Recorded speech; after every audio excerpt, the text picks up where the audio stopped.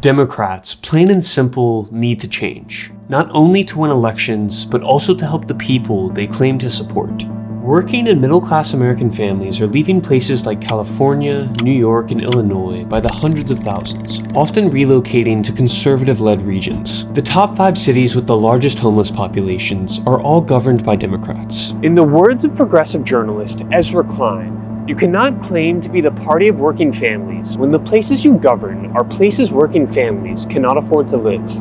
In March 2025, Ezra Klein and fellow journalist Derek Thompson articulated a vision of what the future of American liberalism could look like in their book titled Abundance. The book has generated a storm of interest among center and left-leaning policy wonks, and it has been talked about by seemingly every Democratic politician interested in serious reform. While Abundance is largely a critique of the failures of liberal governance throughout the past half-century, the book also provides a vision of liberalism that the authors say would make America fairer and more prosperous, where a literal abundance of resources, services, scientific progress, and housing allows everyone to thrive. This video discusses the ideas set out in the book. Donald Trump partly won the 2024 election due to scarcity in the most essential aspects of people's lives: affordable healthcare, energy, food, and most importantly, housing. For much of America, housing is simply far too expensive. In American cities, especially the liberal, progressive ones, there's an artificial scarcity of housing, and little to none of the available housing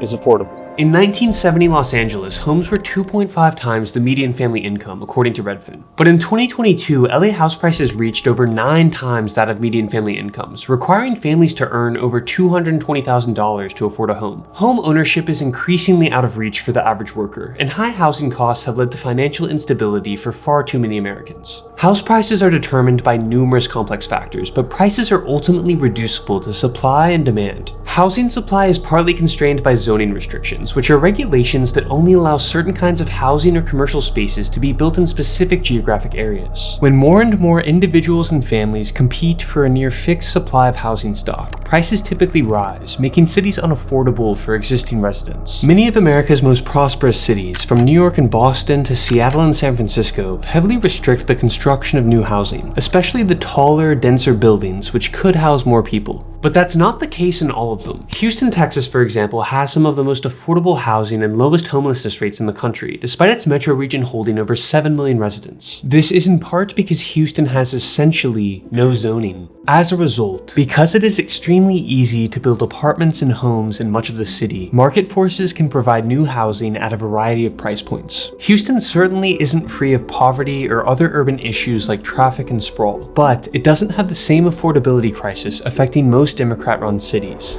In addition, liberal cities' attempts at building housing and infrastructure are often so expensive and inefficient that very little is actually built for low-income Americans. Take San Francisco, for example. The city's numerous requirements for using public money add millions of dollars to the cost of construction, causing the typical publicly subsidized apartment to take 6 years to complete with a price tag of $600K per unit. By comparison, an affordable housing complex called Tehanan, built with private funding, was able to complete construction in half that time and at 30% less cost because it wasn't bound by San Francisco's numerous requirements for using taxpayer dollars. In order to use public money, San Francisco requires separate reviews from the city's Arts Commission and Office of Disability, mandates electricity come from a city-owned utility company, and demands preferential treatment to small local contractors, meaning builders are discouraged from working with contractors who operate at scale. Individually, each requirement may seem well-meaning and progressive,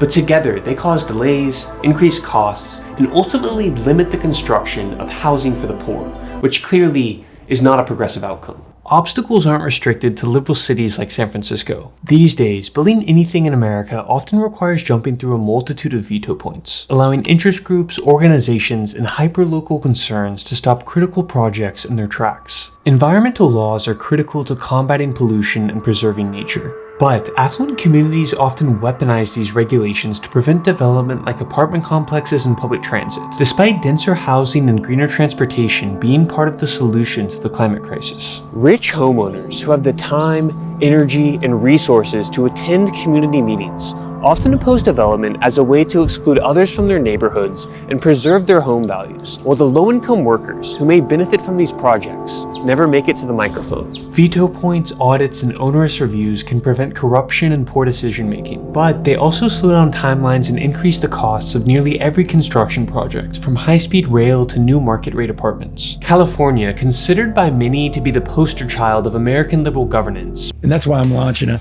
new podcast, spent tens of billions of taxpayer dollars over nearly 30 years to plan and build high-speed rail, but it hasn't created a single mile of functional track, and the effort is largely considered to be a complete failure. Streamlining approval processes and reforming housing regulations would remove some of the biggest impediments to progressive development in American cities and states. But administrative burdens don't stop at construction. Making discoveries in science and inventing new technologies requires risk-taking almost by definition. But by some estimates, American scientists spend up to 40% of their time applying for grants instead of doing research. More broadly, projects ranging from the modernization of government software to addressing the homelessness crisis in LA are slowed down by compliance and approval processes. Our society does not give people working on hard problems the autonomy and discretion needed to solve them. Instead, we burden them with audits and paperwork.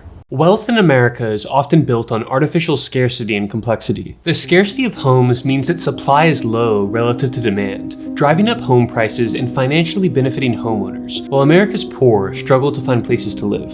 America has some of the highest healthcare costs in the world, in part due to an artificial shortage of doctors. America has fewer primary care doctors per capita than almost every other rich country. This is partly due to limited federal funding for residencies and self-interested medical associations that attempt to limit medical school expansions and medical school seats. Training more physicians could lower prices and help address the country's shortage of doctors, especially in rural areas. Our society is also set up to financially reward those who can navigate its complexity, such as lawyers, consultants, and accountants, despite the fact that they don't actually build anything useful. The United States has twice the number of lawyers per capita as Germany and 4 times as many as France. America's overly legalistic and complex regulatory systems result in government money being spent on consultants, auditors, and compliance officers rather than construction workers and engineers.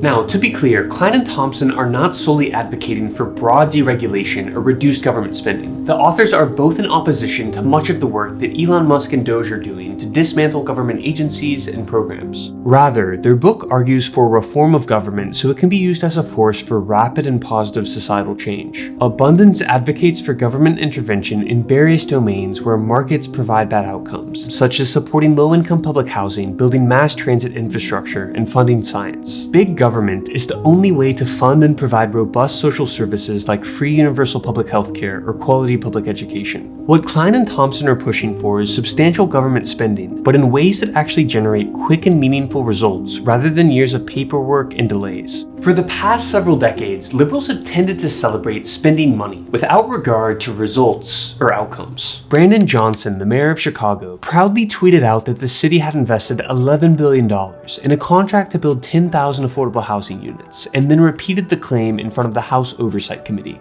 This comes out to a cost of $1.1 million per unit of affordable housing in a city where the median market rate home is $350,000. If that doesn't sound incredibly wasteful and insane, I don't know what does. As noted by writer Noah Smith, the Biden administration's billion-dollar programs to build rural broadband and electric vehicle chargers ended up creating nearly 0 new chargers and almost 0 new broadband.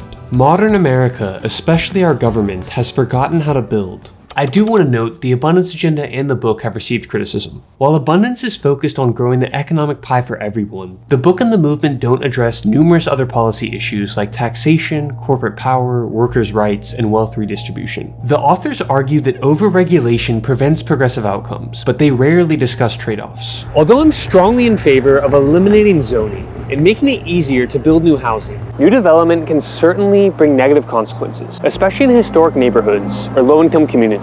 New York City deals with many of the housing issues described in abundance, and I've tried to explore some of these trade-offs in my videos on Williamsburg, Bushwick, and Brooklyn's Brownsvilles. Detractors have called the abundance agenda repackaged neoliberalism or neoliberal tech bro porn, and they may have a point. I attended Klein and Thompson's $40 book tour event in New York City, and I've never seen so many out-of-touch liberal elites congregated in the same place.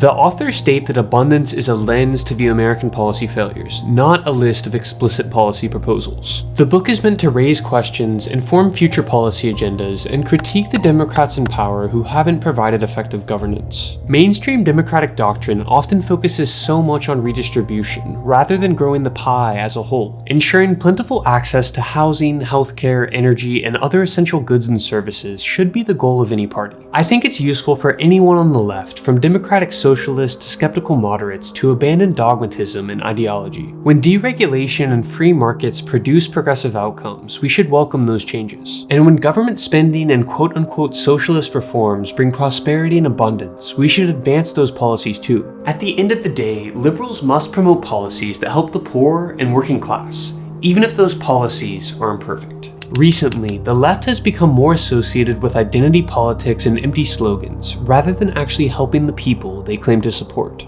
In some of America's most affluent neighborhoods, it is common to see social justice signs posted on every window or lawn. But many of those same affluent areas oppose new apartment buildings, homeless shelters, and public transit from being built in their neighborhoods, pushing the working class outside of their communities and cities.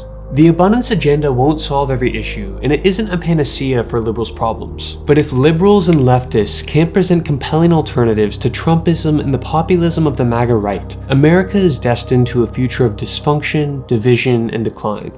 Democrats need a new grand strategy. Abundance can and should be part of that strategy. If you have thoughts on the abundance agenda or public policy, let me know in the comments. Please like and subscribe, as it really does help the channel. Thanks for watching. Peace.